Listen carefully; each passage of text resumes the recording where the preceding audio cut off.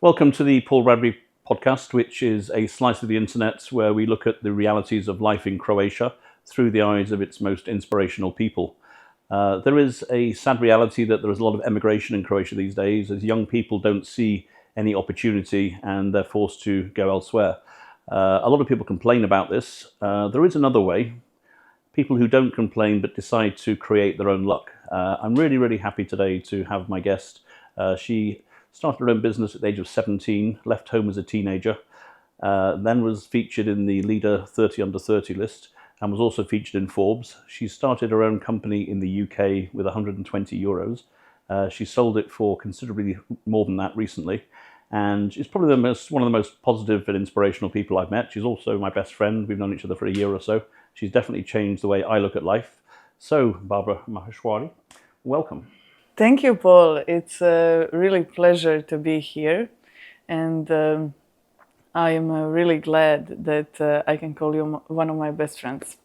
One of. So, there are so many things I want to talk to you about because you've had a really interesting life. But this thing about lack of opportunity. So, who starts a business at the age of 17? Can you tell us a little bit about that? You're from Sibenik in Dalmatia. Yes, I'm from Sibenik. Actually, when I was 14, I started working, but I had like student jobs. I was selling ice creams, working as a bartender, like washing cars in a gas station. So, typical student jobs. And then since I kind of became independent very early and I was still living in Sibenik, I had to figure out a way to still go to high school and have a job. And I was going to a gymnasium, so it was not really easy to balance between job and high school. And during winter, there was really almost no job opportunities in Sibenik. So when I would go to those like job search pages and I would type like job Sibenik County, it was only like waiters or commission-based sales representatives. So I was thinking like I need to figure out something, like I definitely need a job, I need to start generating income. So first I started selling cakes. I was making cakes and selling them. And then other than that... Did you know how to make cakes? Yeah, I didn't know how to make cakes at that time. I was making cakes. That was kind of my first business that didn't last for so long. But then I also started organizing events. And by coincidence, I landed contracts with really big brands. So that became a really good business in the end. Okay. And did people take you seriously as a young woman running a business, event business like that? Well, I would say that when we would negotiate collaboration and contracts via email or Facebook or WhatsApp, at that time they were not aware how young am I. And let's say, for example, once when I was like barely 18, I organized an event for European Parliament. And I was like talking to their PR manager and I made sure that everything goes well. And then when we were at the event, he approached me and he said like, oh, this event is going really well. I want to talk to your boss. Like I met her, we were talking in email, just like, can you introduce me? And I said, oh, that was me. Like you were talking to me actually. And he was like really shocked. He was like, that was you? Like, how old were you? How old are you? Like, please don't say that to anyone, like hide.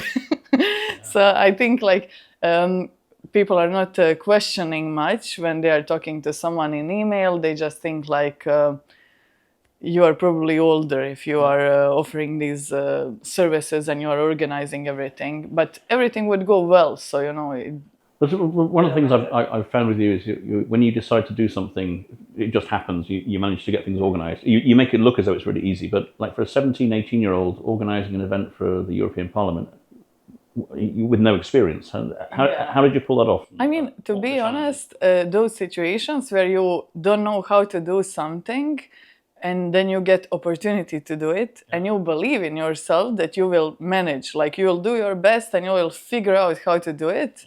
and then you say yes, and then you just do your best to make it happen. That is something that I'm doing my whole life, and usually it is working. So I became very comfortable with that. But let's say what I started doing was selling cakes. So when I realized there are no jobs and I need to generate income, and at that time I loved baking cakes, I just posted to Njuškalo and Plavi Oglasnik like I'm making cakes for birthdays. So people started ordering cakes, and I ended up like selling lots of cakes. And then everyone was giving me positive feedback, and I thought this has so much potential. I'm doing so well, people are happy, I'm getting lots of orders. So I got one call, and the lady said I need a big cake for christening. Like it should be like 2 or 3 times bigger than ordinary cake, and I want it to be on angel. Now that was something new for me. Like I never did something similar. I was just doing like standard normal cakes. But I said, okay, let's do it. Probably I can do it. So I said yes, but it didn't go well. That was one of the situations where it didn't go well. Like I was also doing some events that week, so I was kind of preparing cake last minute. And when I was preparing cake last minute, my oven stopped working, and I bought wrong cream in the store, and it was Sunday. So lots of things went bad. And also I'm not really good in painting, so I didn't know how to draw angel. But I was optimistic. I was like, I'll figure it out somehow. So that didn't go well. And I realized it's not going well while I was making a cake. So I messaged them like, I think this cake didn't turn out as I expected, so it's free of charge, like you don't need to pay me. But she sent her husband to pick up the cake, and he was insisting, so they paid anyway. And then when they received the cake, that lady sent me like a really, really long message saying like, I was so embarrassed, you ruined my christening, and everyone thought the cake is on Hugo. So that was the last cake that I made. When I read that message, I was like heartbroken. I was like, I ruined their christening. I should not do this again. So I just canceled my cake making business. Wow. And then I went into events. So that happened by coincidence. Like I was working as a bartender, and one of my colleagues, she got a job as brand manager for one really like big and famous drinks brand. And first day we were celebrating. It was like cocktails, champagnes. She got her first serious job after uni, so we were celebrating. Then second day she turned up and she was like, but I don't know how to do this. And she was panicking and crying, and I was like, don't worry, we'll figure it out. Like, I'll help you. I also don't know how to do it, but we'll figure it out together. So initially I started like helping her for free to organize events and promotions, and it was really fun and it went well. And I thought these like brand promotions are very easy. Like you show up there, you give some awards to people, everyone wants to click photo with you, you are going to various like clubs and bars. It's so fun. And people were used to that whoever is organizing these events and promotions, they are usually a bit like unapproachable. And I was not. I was like, I'm so grateful to be here. Do you need me to wash the dishes or something? Like, I want to be useful while I'm here. So everyone was really satisfied with promotions. And then after a few weeks, I had like 10 different people calling me like, I want to organize an event. Can you come? Can you help me? Can you coordinate? Can you be there? And instead of saying no, I said like, I can. I already have like a few bookings, so I will organize some friends of mine to come to your venue. So that's how it started. I just started coordinating people for free because I thought it's good, it's like fun, we can do it. And then at that time, since I was still very young, I was spending like 50 kuna top up in 3 days, which was at that time a lot of money. I'm like, I can't, this is like my monthly budget for my phone. So I just to save money on top up, I created a Facebook profile. And the Facebook profile was called like Event Management Sibenik. And my only motive of creating that profile was to save money on sending text messages. But as I created that profile, turns out that that year Sibenik became very popular for tourists. So this was the first year when all the big brands wanted to do some events during summer in Sibenik County. And there were zero event management agencies, like zero, no event management agencies. So all these like big brands from Zagreb, they would search on Google Šibenik events and nothing was there. Only my Facebook profile was popping out. So I suddenly received like 10 messages from big brands that are telling me like, we want to organize 500 events in Šibenik County this summer. Can you help us with this? Are you in charge of events in Šibenik? And I'm like, yeah, I guess I am. And I was 18 at that time. So I signed a contract with all those big brands and I ended up organizing, I guess, like 1,000 events that summer. And it was really fun and it went well. So that's kind of my first successful business. Have you ever said no to something? Because you seem to have a motto of, I don't know how to do it, but yes, I'll do it and I'll figure it out on the way. Yeah, I more frequently I say why not, but I can't even remember when I said no. I usually say no only if it sounds like I want it won't be fun. If it sounds like it won't be fun, or that I can put someone in danger, then I say no. But all other cases, I usually say why not. which we'll come to later because there are some hilarious things down the road. So then Zagreb. Yes, so I was running this events business for a few years in Šibenik, and then I moved to Zagreb to university. And when I moved to Zagreb, it became really, really difficult to manage events business in Dalmatia. At that time, I was not really good in delegating. Like I didn't had CRM, I didn't know how to create processes, so everything was depending on me. And while I was there, it was good, but when I moved to Zagreb, it became messy. So I decided, let's say 1 year after I came to Zagreb, I decided to stop my events business. I realized I should do something else. At that time, I wanted to be a journalist. So I studied sociology, communication science, and PR. After 2 months of work in journalism, I got a job as a journalist in one really big like media house in Croatia. That was my dream job. And after 2 months of work there, I realized I don't want to be a journalist. So I realized I definitely want to be an entrepreneur. And so I also signed up for accounting course. I got a license that I can be accountant. After that, I did the executive MBA in a business school Kotrulji. And I was basically going through like identity crisis when I was 19 in Zagreb. I was like, I really don't know what I want to do. But so many things you decided, let's get good at that, let's get good at that. Let's get good at that. Yeah, so you're picking up skills all along the way. At that time, I was like experimenting. I got a job in a market research agency. I was working as a journalist in several companies. I was working as a sales rep. I was working as a business development manager. I got like job in like finance support in one company. So I was like experimenting. I had so many jobs when I was a student. I was working in some like American pharmaceutical company.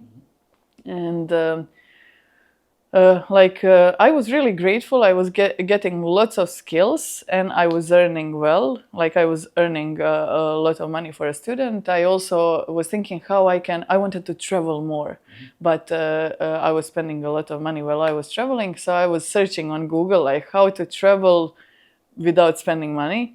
And then I got idea like why don't I become a tour guide? So I became a tour guide. I went on a course for a tour guide because I saw that's like kind of I can travel for free. And the course for tour guide was costing 100 euros and daily rate as a tour guide was 100 euros. So I was thinking if I ended up working 1 day in my life, it's already like paying off. So I became a tour guide and every weekend I was traveling to Venice, to Budapest, to Sarajevo, to Belgrade. In the end, I traveled a lot of times to Dubai. I was like guiding groups from Zagreb on vacation to Dubai. So you were guiding people to cities that you'd never visited before? Yeah, that sometimes happens. So in Croatia, you have two things. Like turistički vodič i turistički pratitelj. And people that are not in travel industry, they usually don't know the difference. Turistički vodič is like the person, if, for example, a group from US travels to Zagreb, then turistički vodič will welcome them and he will speak to them in their language and show them around the center, and that's all. But turistički pratitelj is more like organizer. Like if your group is traveling somewhere from Zagreb, turistički pratitelj is traveling with you, making sure that everyone is in the group, what time are we having breaks, when are we arriving there. So turistički pratitelj is more like coordinator and organizer. So I was turistički pratitelj. And yeah, sometimes they would send me to places where I have never been. And many travel agencies are trying to save money, so they don't hire turistički vodič. They only hire turistički pratitelj. And then since people in the group don't know the difference, they kind of expect from you that you are also talking to them about geography and history. And that was never one of my strengths. So I was always trying to compensate it with entertainment. Like when we would travel somewhere, I would make sure we have like stand-up comedy in the bus. Everyone is telling jokes. We have karaoke show. We are singing. So, for example, once I had a tour to Venice, and I have never been to Venice before. So out of 50 people in the bus, 48 said, this was the most fun trip in my life after my like high school trip. Like I never had more fun. We were singing, we were laughing. It was like the best trip ever. And 2 people from the bus would say like, this guide seems like she was never in Italy before. She was telling us for 20 minutes about some bridge in Venice and we were standing next to the wrong bridge. They were like, we hated it. It was like the worst. We didn't learn anything. She missed to tell us anything.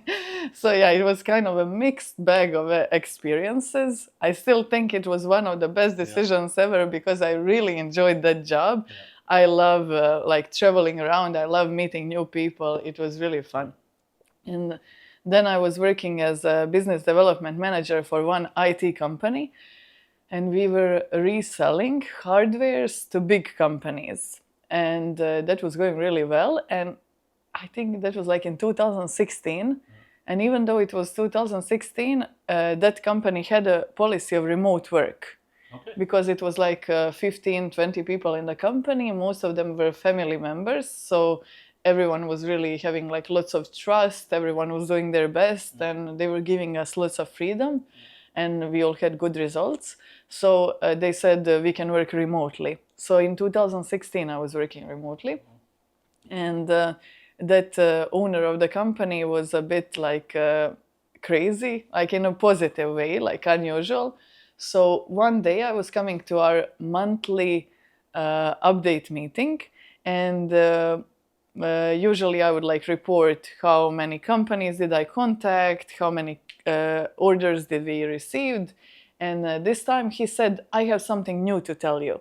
And I was like, okay, I'm listening. And he said, well, I was watching news. I see travel industry in Croatia is growing. I love boats. We have money. Why don't we start a travel agency on top of this IT company? And I was like, that's a great idea. And he said, great, you are in charge of it. Like, just tell me, what do you need? Where do you want to start? See you next month. So I did a research, like, is it better to organize groups that are going from Zagreb somewhere or from somewhere to Zagreb? So result of my research was that it's a big opportunity to bring people from UK to Croatia. Since I wanted to travel a lot at that time, I convinced my boss that that project would be significantly more successful if he sends me to London to do it from there. So that's how I first moved to London. Wow. Yeah. And how did the travel agency go? When I moved to London, that travel agency project didn't go well. It was going really bad. I was literally knocking on the doors. Like I went to 300 different travel agencies offering them collaboration to send groups to us to Croatia. And some of them said, we are not interested to have like any business with Croatia. Some said we already have some agency that we are collaborating with. Some of them said you are too new, you don't have any credibility or reviews, we can't risk our reputation. So it was not going well, and I was really embarrassed. Like, I can't go back to Zagreb and say that I didn't get any results. I need to figure out something. So I got an idea that we should specialize for wine tasting tours.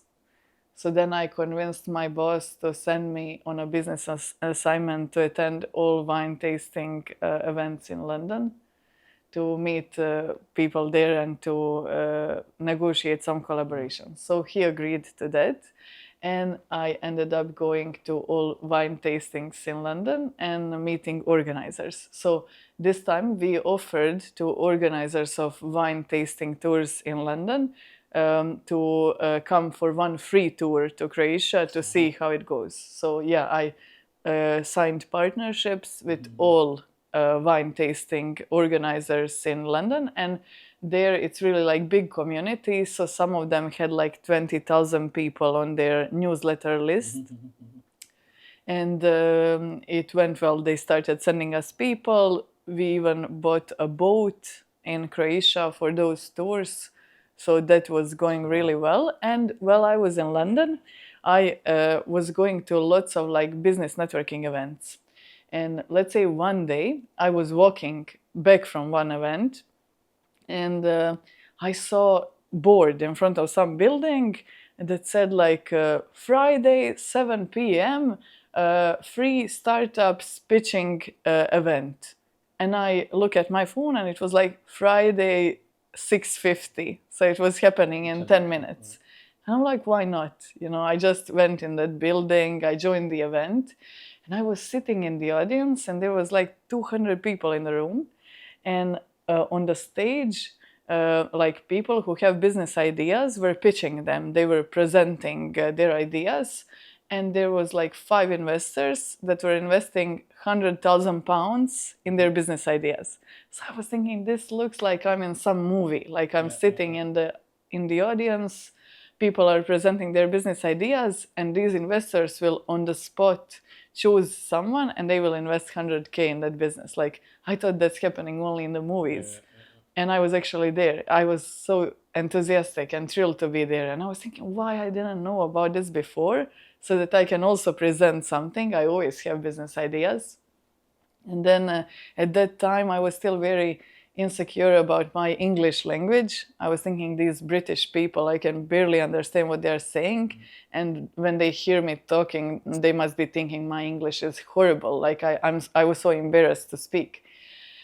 And also I was terrified of like speaking in front of audience at that time. But basically, while they were presenting, one person didn't show up. And the facilitator said, so one person didn't show up, so we have a slot of 5 minutes if anyone wants to say something spontaneously. And I was thinking, this is like such a huge opportunity. I didn't prepare anything and I can barely speak English. But if I don't use this opportunity, I will like blame myself forever.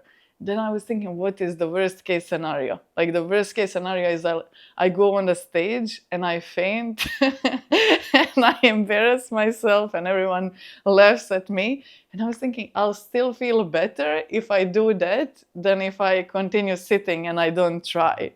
So I volunteered. I said, I have something to say. I went on the stage.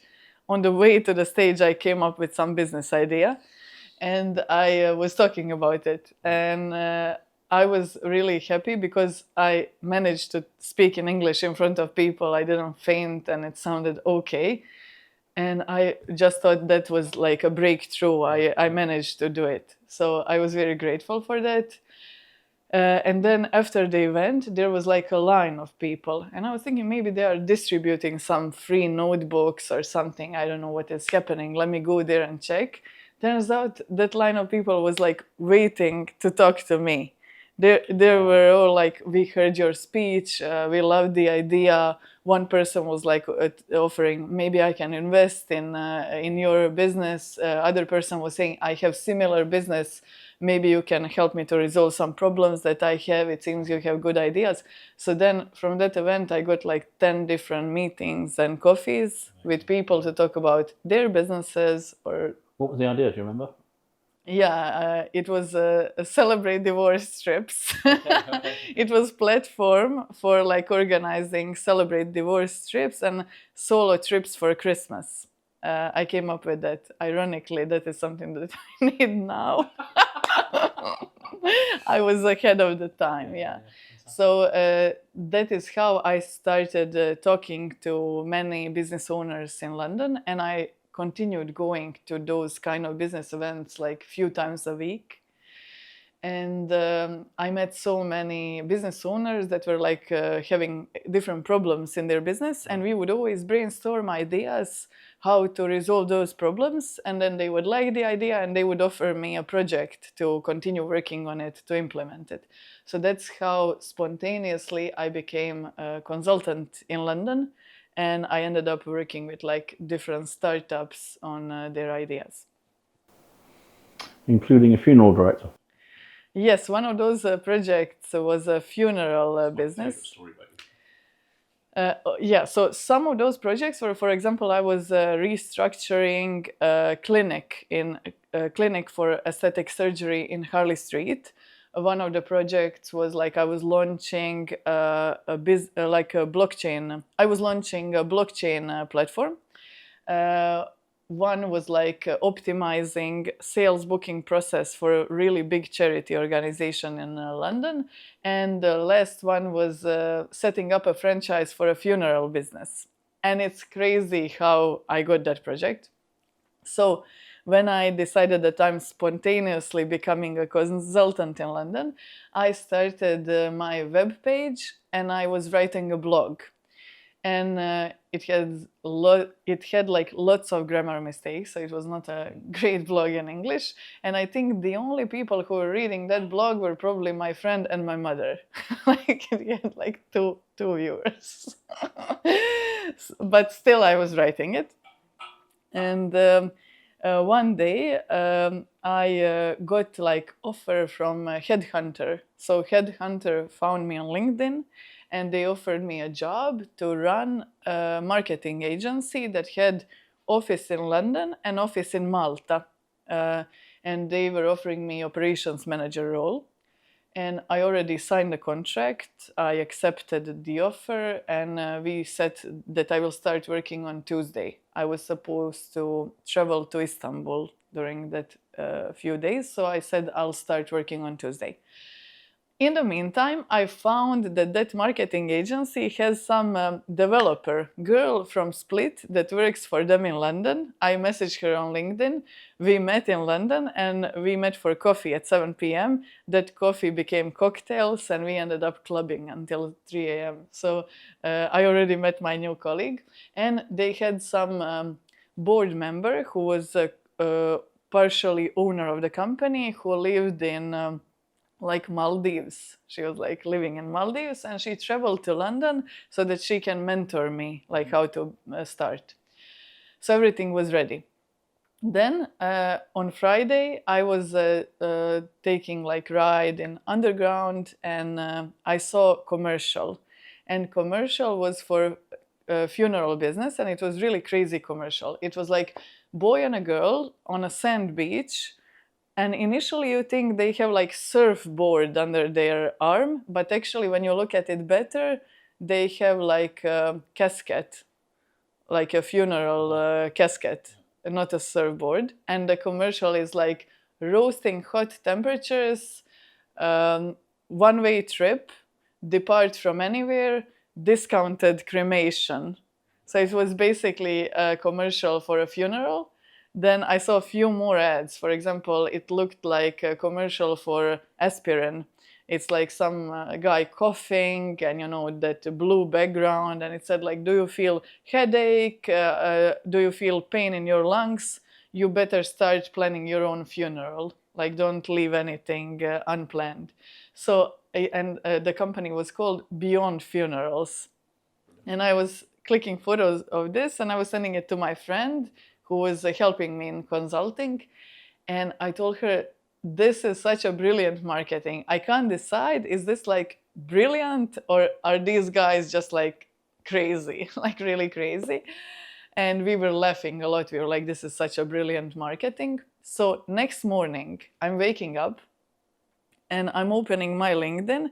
And on my LinkedIn in inbox, I have message from director of Beyond Funerals.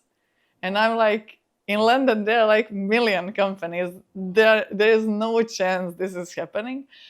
And the message was, I'm reading your blog for last couple of months, and now we received a new investment, and we want to open a few more like funeral branches, and we want you to lead it. Like we need to meet. And when I saw that, I was thinking, this must be my friend who created a fake profile Just on for this, LinkedIn, yeah. and now she's making fun of me. So I clicked on that profile, but surprisingly, it looked real. Like the guy had like 6,000 connections, and it looked real. And I was really confused what to think, like what are the odds? So I respond to that message. I say like, I wish you contacted me 3 days before because I just signed a contract with this marketing agency, so I'm not available anymore. But we can always meet for coffee. You never know like what the future brings. So we met for coffee. It went really great. We were brainstorming those like business plans, and on the way back to train station, we were walking and we were passing by that oval cricket ground, and we were just like chit-chatting, and I was saying my boyfriend really likes cricket. And that guy said, whatever this marketing agency is offering to you, I'm offering double, and I will get you and your boyfriend tickets for cricket, for next big cricket match. Yeah. And I just went home. I told him like, I need to think about everything. I really don't know what to say. So I came home and I was thinking, basically, if I say no, I'm missing a huge opportunity, and it seems like it's destiny, because what were the odds that on Friday I see their commercial and on Saturday they contact me? It seems like everything is like manifesting. And on the other hand, I really can't let down this marketing agency. I already signed contract with Headhunter. I already met my future colleague from Split, and we had a great time together. And went clubbing. And also that board member from Maldives traveled to London to teach me how to do everything. So I didn't know what to do. It felt like two good and bad choices. So I was just too nervous. I couldn't sleep for 3 days. And then third day, when I was supposed to like show up in the office in marketing agency, I slept at 7 a.m.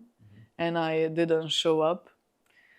And they were really like upset with me. So I just apologized. I said like I will pay penalties for that like headhunting fee. And I just came to that funeral company. And in that funeral company, they had like a gym in the office, and every morning catering was bringing breakfast and wine in every morning. So I was like in my sweatpants exercising. Then I was sitting in my office desk having chocolate croissant, drinking glass of red wine at like 9 a.m. and I was ordering fridge that can fit four people inside.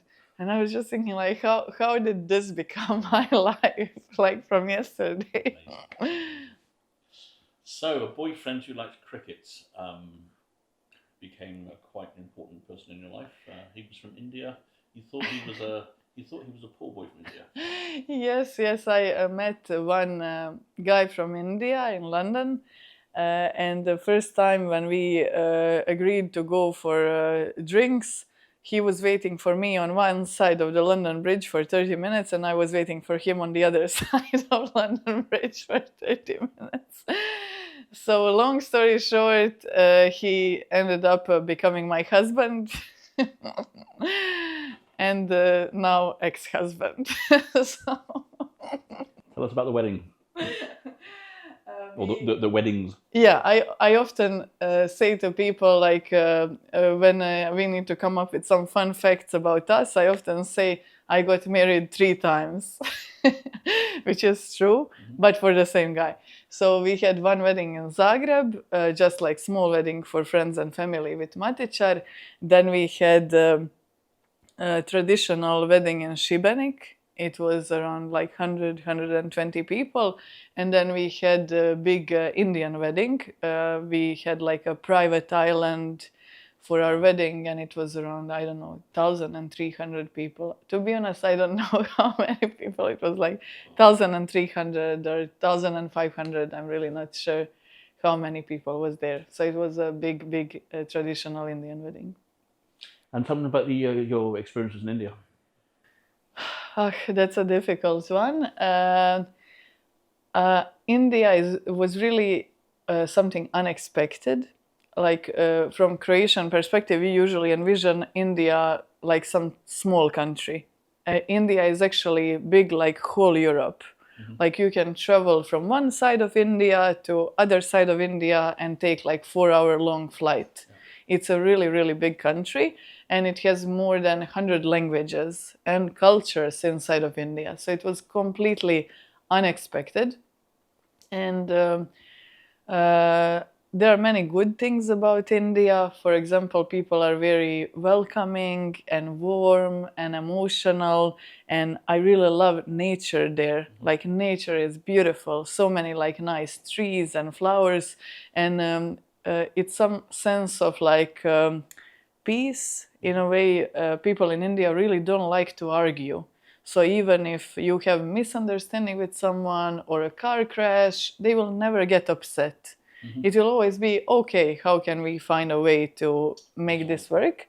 In India, on the road, like in front of my house, there were like monkeys, snakes, wild pigs, cows. It was really crazy, especially in Corona, when we were going to India for 3 days with one backpack. We were going from Dubai to India with one backpack for 3 days to visit his parents. And Corona happened, and we ended up being stuck in India for 7 months. And the only thing I had is like one shirt, one pants, and my laptop. And we were stuck there for 7 months. And also, like, I think ever since I lived in India, I really have different perspective about being poor. In India, many people are living barefoot on a grass in some like improvised tents that are made of sticks. So sometimes in India, I would feel miserable because I was thinking it's Corona. I don't know how long we are going to be stuck here. We were not allowed to leave our flat. It was like house arrest for 7 months. There was no meat, no fish, and electricity was gone several times a day. And sometimes I would sit on a balcony and think like, poor me, I'm like so sad to be here, and I want to have some meat, and we don't have hot water. And then I would look outside, and outside there were like hundreds of people that are like living on the grass, and thinking that that day they don't have one piece of bread and they are hungry. So it really changes perspective. Like in India, if you have like 15 family members and you manage to rent one room, like one 15 square meter room, you are already like middle class. Like the people who are poor are really like, they are not sure what they will eat today. Like, they are struggling to survive today, and it's so many of them. Like, when you walk through the streets, it's like in one street it's like thousands of people that are in that situation. So you feel like even if you every day help 10 people, you still feel like there's so many of them. So after Corona, when I started walking in India, they usually say it's very unsafe for women, especially in some cities. So they were always telling me, if you want to go somewhere, you need to bring a driver, and ideally security guard, but definitely a driver to accompany you somewhere. And that made me feel like I'm in prison. So I would just like go alone. And I was thinking, if someone will kill me or murder me, it's fine. Because, if I just stay home, it's basically like you are not even living. Yeah. So every day I would go alone, or to city market, or to some coffee bar. And every day I would buy like 10 or 20 shoes and then give it to people that I see along the way. And I was doing that for like 3 months every day. So then when I was leaving India, in one street around my home, I felt like everyone had shoes. So that was really making me happy. And during this time, you started your next business. Yes. So in that consulting in London, I was thinking, I love my job. It's exciting. I'm meeting great people and I'm earning well, but it's not scalable. When I took like 1 week of vacations, it felt like everyone was upset. They were calling me, like people need your input, everything is on standby. It felt like even that 1 week of vacation was a disaster for everyone. So I was thinking, it was always my dream to have a huge business that is creating value for everyone, and I'm like sipping cocktails on Hawaii. So that is still my dream. And I was thinking, if I want to do that, consulting is not the right path. So at that time, all of those consulting clients, they all had virtual assistant. So virtual assistants were very popular in UK in 2019. There were many agencies. Everyone knew what is virtual assistant. But they were all complaining that their virtual assistants are not good. And I saw that as an opportunity. At the same time, I had many friends in Croatia who just graduated and they were struggling to get jobs. And I knew they are like trustworthy and capable.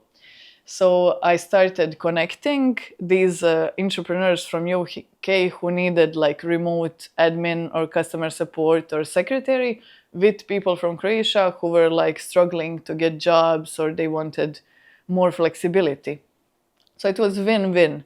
These people from UK were getting someone who is very motivated, very hardworking, and extremely satisfied with the salary they are getting. And people from UK were getting like international references. People from Croatia were getting international references, interesting projects, and well-paid jobs.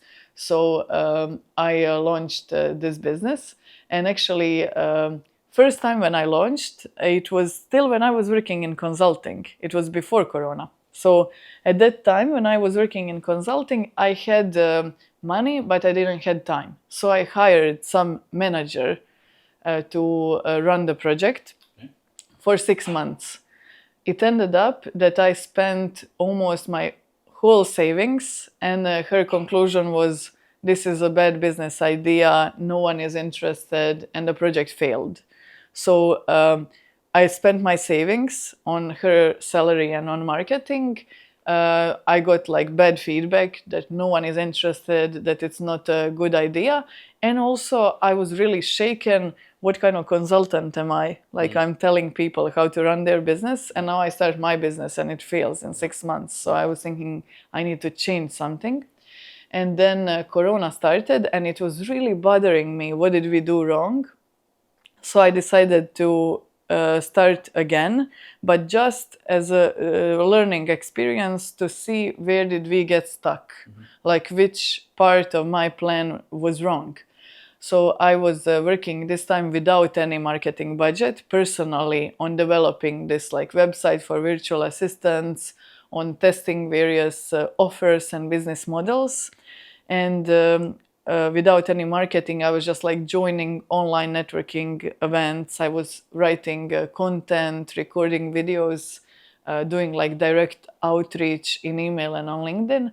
And without any marketing budget from India, I managed to found like first 15 I managed to find like first 15 clients from the UK, and that's how Remote Bob started. So I just invested like 120 euros in launching my website, and I was looking on YouTube like how to create your first website.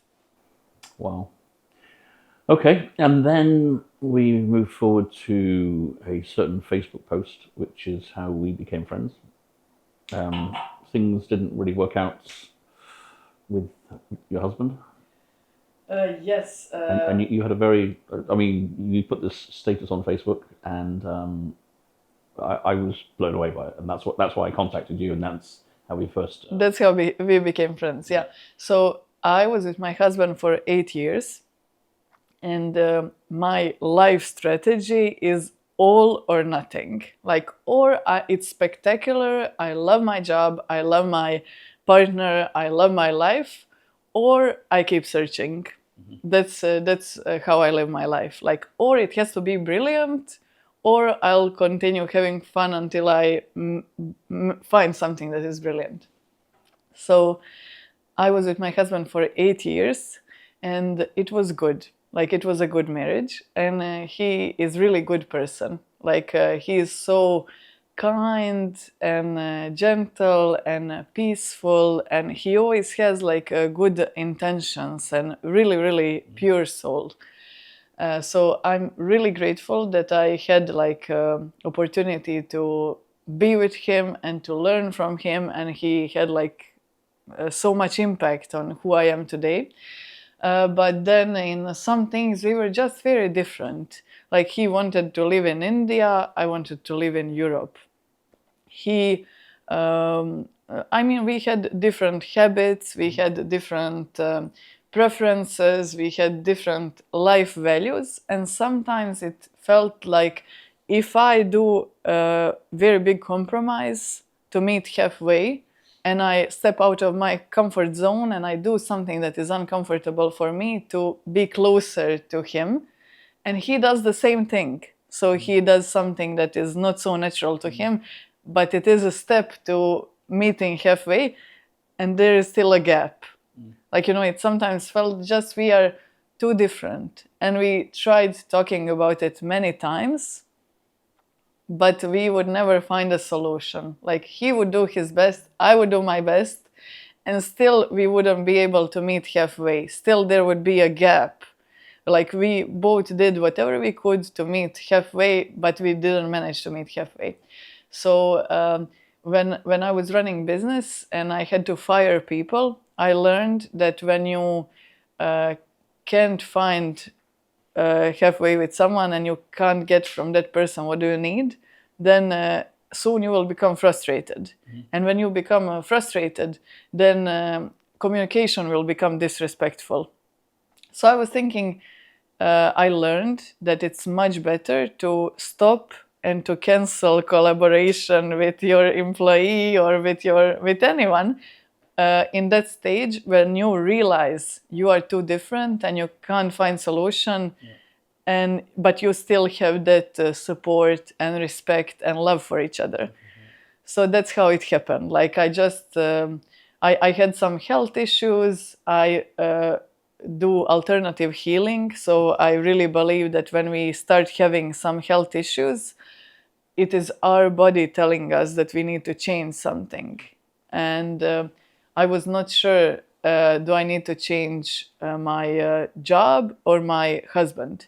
So I decided to change both just in case. So I was thinking, if I need to choose between my health and my job, I'm choosing my health. If I need to choose between my health and my husband, I'm still choosing my health. So we decided to separate. It was not easy. Like, we still have lots of love and respect for each other, and we will forever be good friends. He returned to India, but from this perspective, I really think it was the right thing to do for both of us. I think when we separated, he became happier with his life in India because he missed India so much. And also when we separated, I started living my life more aligned with my life values and my life purpose. So unfortunately, we separated, but I think it's still a happy ending. Yeah. Tell me about being a single girl in her early 30s in Zagreb after such a long relationship. Yeah, when I got divorced and sold my company, I actually met many people in the city, and they were all like, "Are you okay? Like, how will you survive now? Like, will you be okay? Maybe we can help you somehow." So I saw, based on the reactions of people, that everyone was very worried. But I was thinking, when I was married, my life was good, but I want my life to be great. So that's why I decided to separate and to sell my company, because my life was good and I have some ideas how my life can be even better, and how my life can be great. So since I sold my business and I got divorced, I really feel much happier than before. I know it's not a nice thing to say, but it's true. Sometimes relationships run their course. Yeah. And, or maybe I just really, really like freedom. I really like freedom. It's really important for me. And with my business, like, it started as a really small business, but in the end, it was featured in Forbes. We ended up collaborating with some famous British entrepreneurs. For example, that famous rugby player, Stevie Ward, he became our client. Then Dr. Sumantra Ray, he was like a professor in Cambridge University. Then Jonathan Vaughan, he was also a doctor that was 30 under 30 Forbes Europe. He became our client for several years. Sabine von der Linden, she was like featured as top 30 female entrepreneurs in the UK. So some really famous British entrepreneurs became my clients. And I'm just so grateful that I didn't give up. It was really difficult to develop that business in London. And I'm really grateful for all the good people that I had opportunity to collaborate with. And you started an NGO, which I find really inspirational. Tell us about that. So I have NGO in Croatia that's called Ljudski Potencijali, ljudskipotencijali.hr. And it basically started when I had to hire lots of people for my company, Remote Bob. Like, we would sometimes sign 10 contracts in 1 month, and then I would quickly need to hire 10 virtual assistants. And it was really challenging to find in Croatia people that were qualified to be virtual assistants. Let's say 90% of the skills is basic customer support and admin. So people who used to work as receptionists or secretaries are like 90% qualified if they speak good English. But then 10% is those like tools for remote work. And in the UK, people are using Slack, Asana, Notion, Clockify, Xero, QuickBooks. So these tools are very basic. And if you assign to project someone who doesn't know how to use these tools, then a client looks at you like you just introduced someone who never heard of PowerPoint.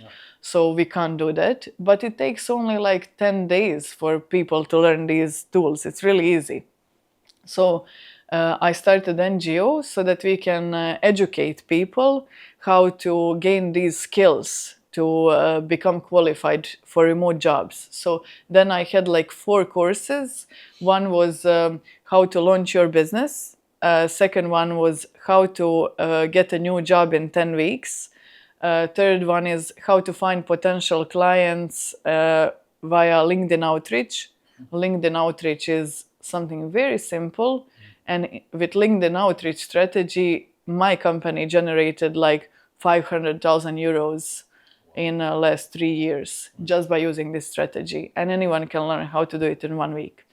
And the last course is how to become a virtual assistant, which is basically like a mix of lessons from like how to do good customer support, how to manage inbox, how to communicate with your client, how to prepare proposal, to how to use these remote tools like Notion, QuickBooks, or Canva.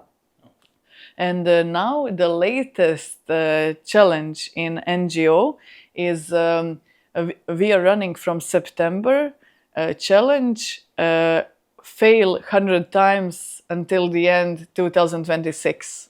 Okay. So I think in Croatia, everyone is very concerned and worried about failing. Everyone thinks like, if I fail in something, I'll be so embarrassed. Everyone will make fun of me, and I'll become a failure. I actually think that's even stronger in Croatia. I mean, it's a human thing, but I think in Croatia, Yeah, here if you fail, it's like the worst thing ever. Like everyone will judge you. They will say, "We knew that you will fail." So it's kind of a really big embarrassment to fail in Croatia. Many people believe that, and then even though they are unhappy with their current situation, and they want to change something, they simply don't dare to try. Because they are thinking, what if I'm so unhappy now and I already feel like a failure, and I try to do something to change it and I fail again? I'll feel even worse. And then they never try.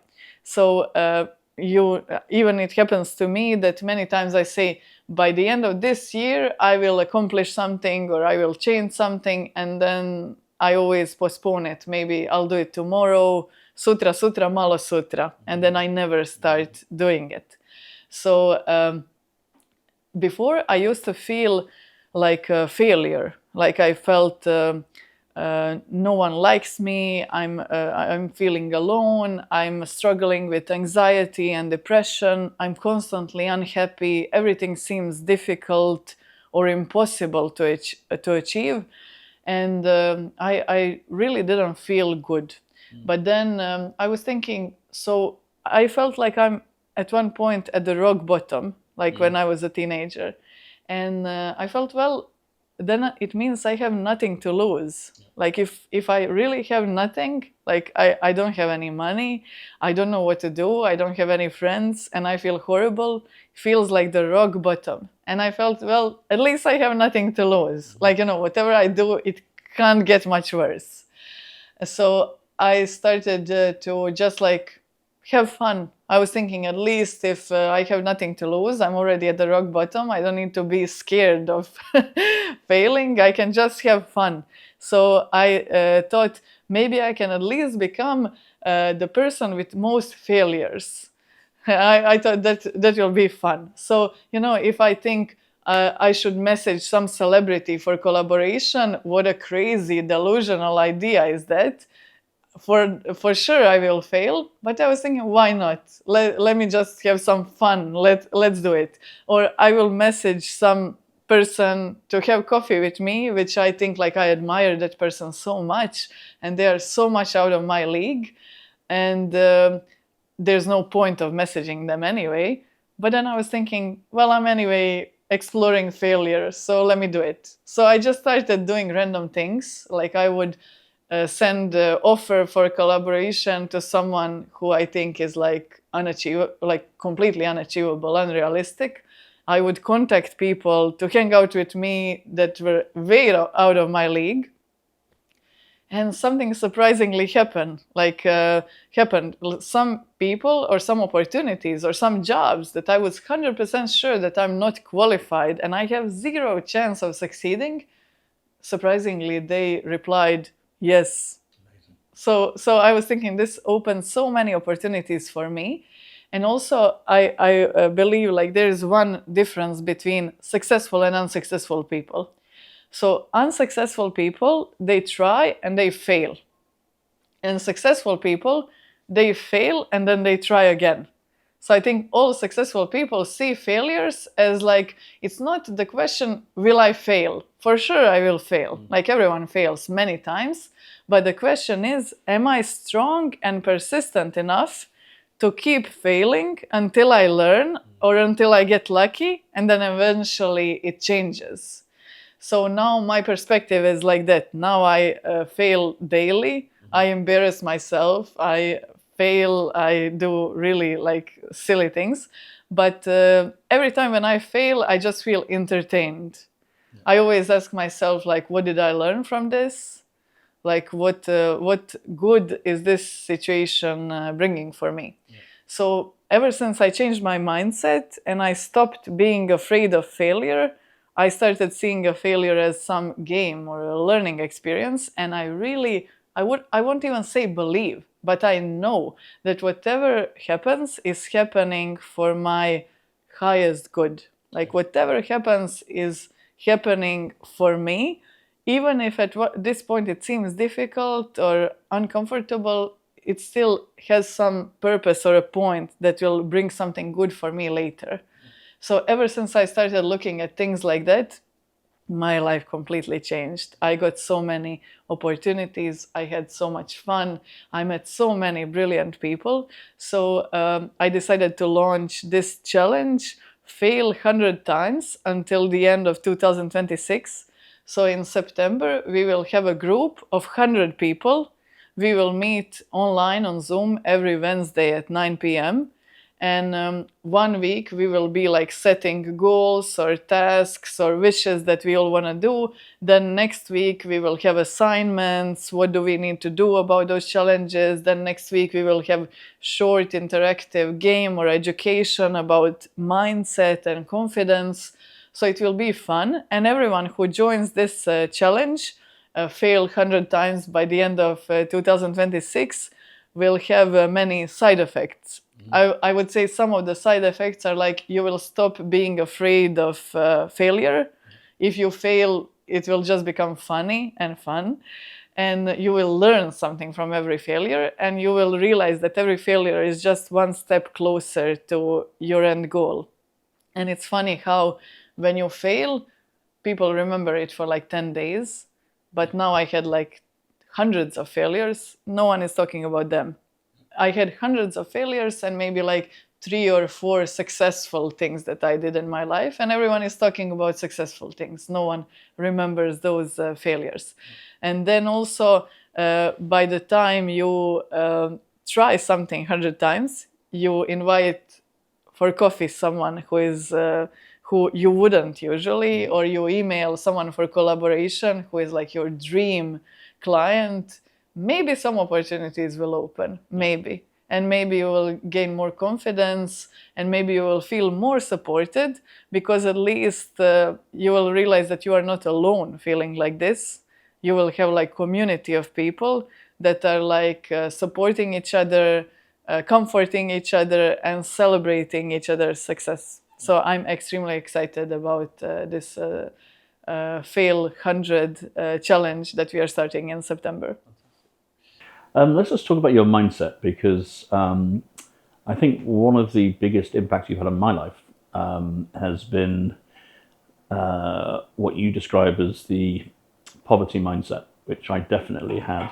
And it's something that you have a complete aversion to. Can you explain what you mean by the poverty mindset and Yes. why you're so distancing from it? When I was a teenager, I had poverty mindset. That is how I was raised. Like it was normal for me to think that we need to be modest, we need to be humble. There is not enough money for everyone, so the less you take for yourself, better. And it's really difficult to earn money, and maybe I don't deserve to earn money. And if I have enough just to survive, to pay my bills and to pay my flat, I should be very, very, very grateful. And then also when I'm in that situation that I don't have enough, I should just make my peace with it, that it is how it is. There is no jobs, there is no opportunities. Everyone is living a modest life that is normal, and I should accept it, and I should not like try to change it. I feel that is how we were raised, many of us, and that was very normal for me. Like it was normal for me that I'm surrounded by people who are like trying to survive. Um, Even if someone is rich and we know him, we are thinking like maybe they scammed someone to become rich, because it seems from our perspective impossible that you can earn a lot of money if you're a good person, or if you are like not damaging other people. So that's how I used to think before. Then all these experiences and projects and people I met in my life that I'm so grateful for brought a new perspective for me. So now I believe that we are living in abundance. There is like wealth is available to everyone. So now the only question is, will you spend your time and energy focusing on, oh, it's difficult, poor me, it's impossible to succeed? Or you will invest your time and energy into exploring how you can do it. If you spend like 1 month, say every day spending time with your friends, having coffee and complaining, our life is so difficult, we don't have money, there are no opportunities, there are no projects, there are no jobs, you will start believing that, you will start attracting that, and that will become your reality. But if you spend 1 month every day for 3 hours searching on Google how to generate 5K a month, and you spend 1 month, 3 hours a day doing that, and then you put like, okay, I have these skills, I have these interests, how can this bring value to people? What do I need to do that my skills would bring so much value to people that they would pay me 5K a month? Yeah. If you spend 1 month, 3 hours a day doing it, I bet you'll have like 5 ideas. Yeah. And if you spend one more month doing it, I bet you will find at least 2 clients that are ready to pay for it. And also, like, I became so comfortable with selling things because I only sell things that I know will bring great value to someone. For example, if I sell to someone a course, how to find a new job, and I charge that course to them 1,000 euros, but because of that course, they find a job that they love, that they are doing remotely, that pays them 3,000 per month. For them, that is a great deal. So they will feel happy that I sold them something. And I look at it the same with all my other projects. I will only sell something to someone if I know that they will be extremely happy with what they are getting. And I think in Croatia, many times we are struggling to identify what exactly is that value that we are bringing to people. Yeah. For example, if some videographer is offering services to new influencers, and he says like, I'm offering that you pay me 5K, and in 3 months I will produce 50 videos of you, and I will help you to become influencer and to start generating collaborations and build sponsorships. Like, then it's not expense. It's like this influencer will maybe invest 5K, but he will get 15 out of it, and he will start doing what he always wanted to do.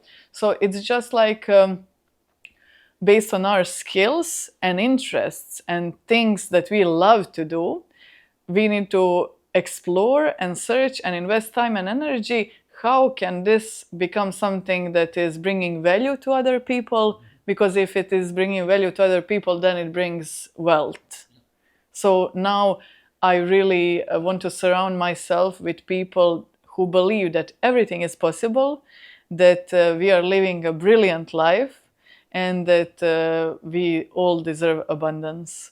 So, for example, if someone comes to me and they say, oh, I'm poor me, I'm struggling, life is so difficult, my boss is difficult, my flat is expensive, and I'm barely surviving. Like, I won't interact in that because it feels just like draining energy. But if someone comes to me and they're like, okay, I am struggling, I am spending more than I'm earning, and I want to change it. I need help. Where to start?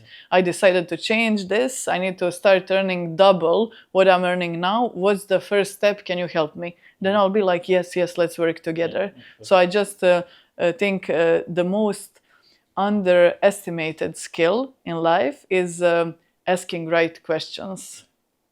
So, for example, instead of saying, oh, this looks impossible, you can ask, what do I need to learn or become to make this possible? Yeah. It's always about asking questions, like how to make this work, what is necessary to bridge this gap. Yeah.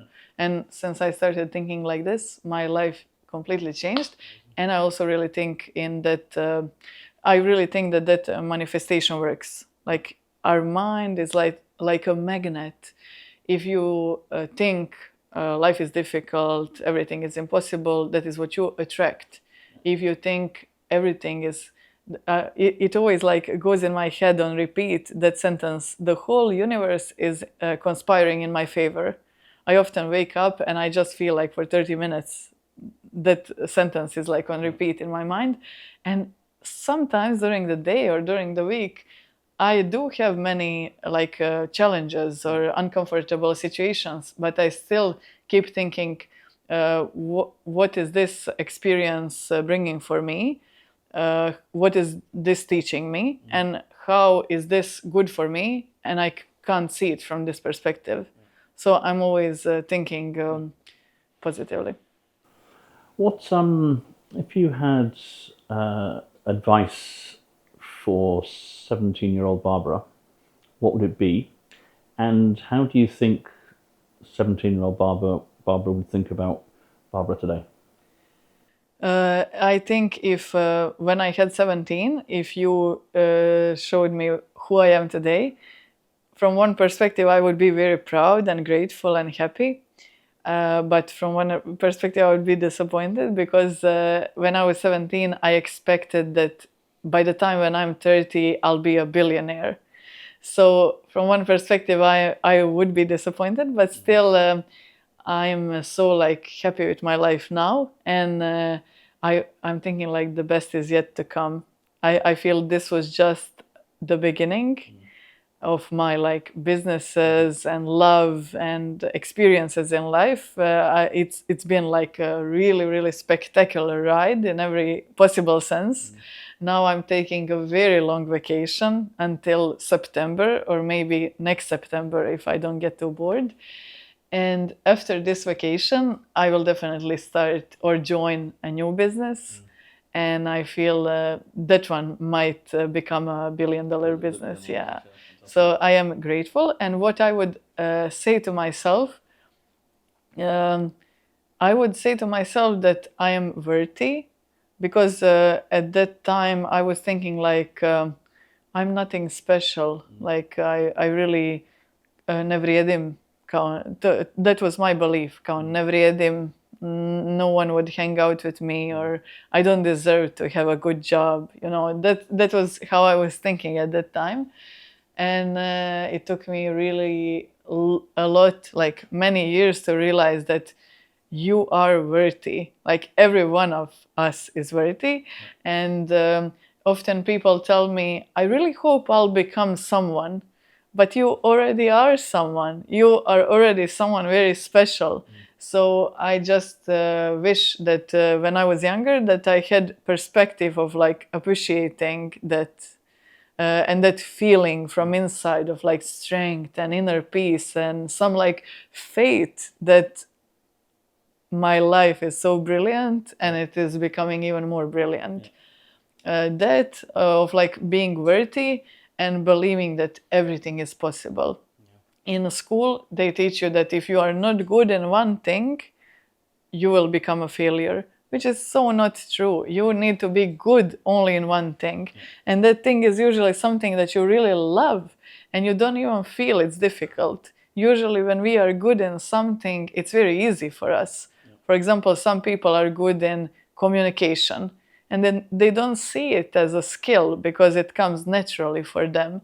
And I just think we should recognize more things that we are naturally good in, things that we love doing, and then continue exploring how that can bring money to us. Because it's really not true that work needs to be difficult. If work feels difficult for you, that means you are not doing something that is your purpose. And if you are not doing something that is your purpose, you will also never be so good at that as if you were doing something that it was your purpose. So I would say you are worthy, believe that anything is possible, and ask the right questions instead of complaining or whining or being depressed. Just invest time and energy in Googling every day how to accomplish what I want to accomplish, because really everything is possible. Fantastic. And now you have a summer on the beach in Sibenik. Yes, I will be traveling a lot, but most of the summer I'll spend in Sibenik. And I'm leaving now in 15 minutes. Well, I think that's time to wrap it up then, and maybe just a quick cheers. Cheers. Cheers, Paul. Thank you very much. Wonderful woman. I'll put links to her Ludzki Potencial website and LinkedIn address at the end, so if anyone wants to contact Barbara and join and get all this positive inspiration. But thanks so much indeed. That was a really wonderful chat. Thank you, Paul. Thank you so much. I'm really grateful to be your friend. Cheers.